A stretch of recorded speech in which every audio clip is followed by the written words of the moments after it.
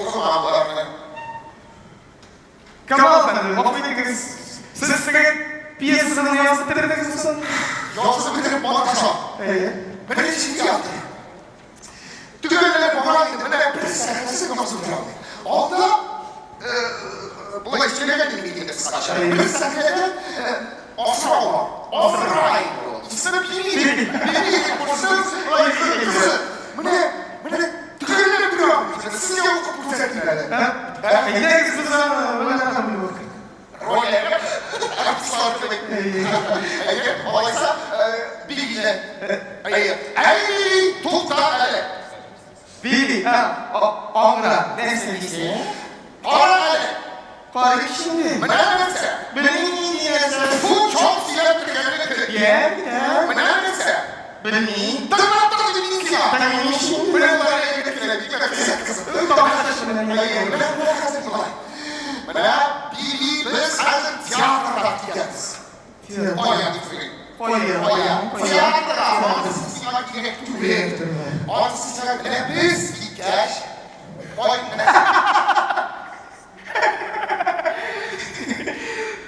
Gel efendi. Bravo. Tiyatroda hiç Billy neyse tiyatroya gitsin sorun. Tiyatroda diye. Ay ongra. Tiyatroda gelsin tiyatroya.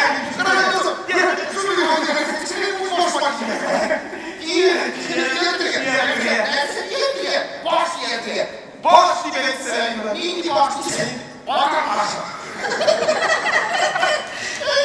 Sırf böyle şu bir şey yapalım. Ağzını sıkmak gerek. Para. Ve işizi kaydır. O sorardısı. Ve işizler kitlerdi. Sin ama kitler gelme. Kutularına kitler deyip ne kısım bu? Ne kısım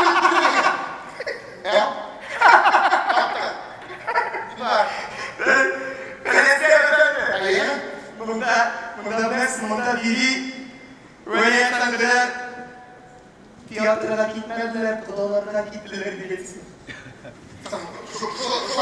Yok. Biri. Böyle izler tiyatroda gitmediler, odalarına gittiler.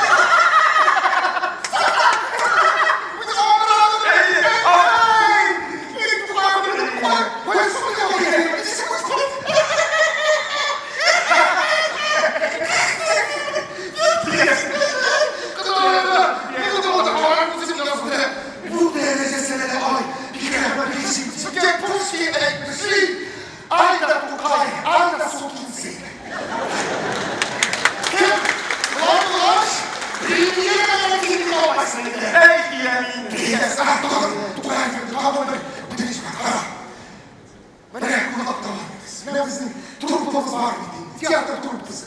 Yüreğin yolu dönüyor bizim gibi. İsim yok tiyatronun isimsiz olduğu gibi. Karakterin ismi de var. Tiyatro bittiğinde o dünya dizi gastrollerdeydi. Belki seyyar bir fırsat işaret bulurken.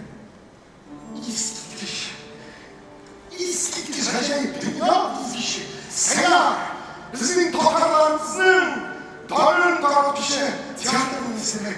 Size yazık konuda değil. Rahmet var. Kızı her 100-200 yıldan sonra Tatar tiyatrosu yaşar bize. Niçin yaşamazsın? Galesker Efendi'yle 25 yıl sonra da tiyatro afişalarına sizin isimleriniz bulur. Elbette